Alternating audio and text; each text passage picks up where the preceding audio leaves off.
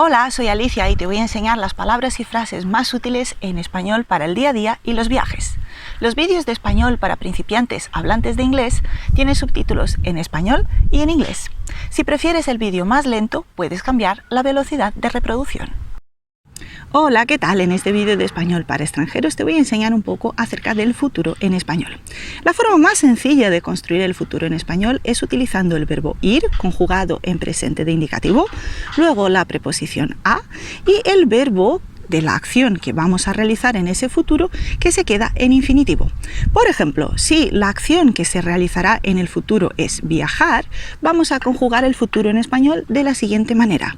Yo voy a viajar, tú vas a viajar, él, ella, usted va a viajar, nosotros, nosotras vamos a viajar, vosotros, vosotras vais a viajar, ellos, ellas, ustedes van a viajar. Es muy sencillo, ¿verdad? Y si quieres negar, basta colocar el no delante del verbo ir. Entonces, yo no voy a viajar, etc. Y ahora te voy a enseñar las expresiones de tiempo que utilizamos con mucha frecuencia con el futuro en español. Y serán las siguientes. Dentro de 2 horas, dentro de 2 días, dentro de 2 semanas, dentro de 2 años, mañana, pasado mañana, la semana que viene o la próxima semana, el mes que viene o el próximo mes y el año que viene o el próximo año. Espero que te haya gustado este vídeo de español para extranjeros acerca del futuro.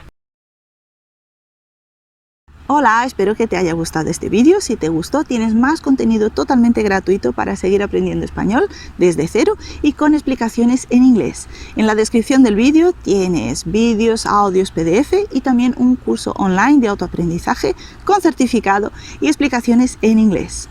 Y si te gustó este vídeo, deja tu me gusta, suscríbete al canal y también deja tu comentario. Indícame qué es lo que te gustaría aprender en español y así puedo crear contenido adaptado a los deseos y a las necesidades de mis estudiantes.